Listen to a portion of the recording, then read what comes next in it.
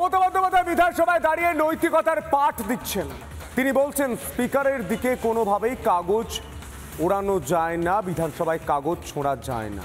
অথচ ঠিক 20 বছর আগে এই মুখ্যমন্ত্রী মমতা বন্দ্যোপাধ্যায় স্পিকারের মুখে কাগজ উড়িয়ে বলেছিলেন যে বাংলায় রোহিঙ্গাদের রাজধানী হয়ে যাচ্ছে। দেখো,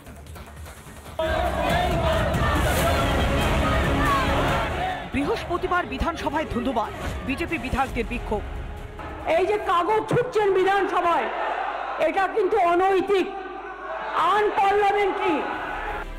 এ কি বলছেন মাননীয়া? কাদের নৈতিকতার পাঠ দিচ্ছেন? আপনার দলের জনপ্রতিনিধিদের কখনো বলেছেন যে কোনো আইনসভায় কাগজ ছেঁড়া অনৈতিক? কারণ এই তো 2 সপ্তাহ আগে লোকসভা উত্তাল হয়েছিল বিরোধীদের বিক্ষোভে, তৃণমূলও সামিল ছিল।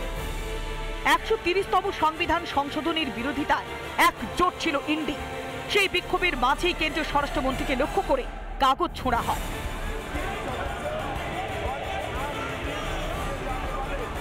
বৃহস্পতিবার যে বিধানসভায় দাঁড়িয়ে মাননীয়া বড় বড় কথা বলছেন, সেই বিধানসভাতেই একদিন ভাঙচুর করেছিল তৃণমূল। সেটা ছিল 2006 সাল। সেই তাণ্ডবের নেতৃত্ব দিয়েছিলেন খোদ মমতা ব্যানার্জি।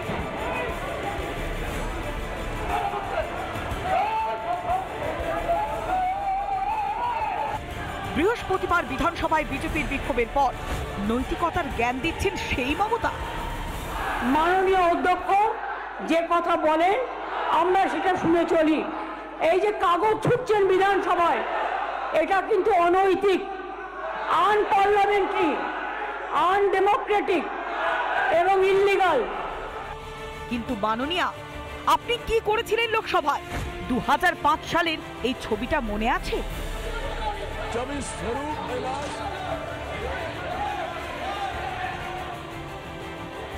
লোকসভার স্পিকারের উদ্দেশ্যে কাগজের বান্ডিল ছুঁড়েছিলেন মমতা ব্যানার্জি, সেটাও আবার অনুপ্রবেশ ইস্যুতে।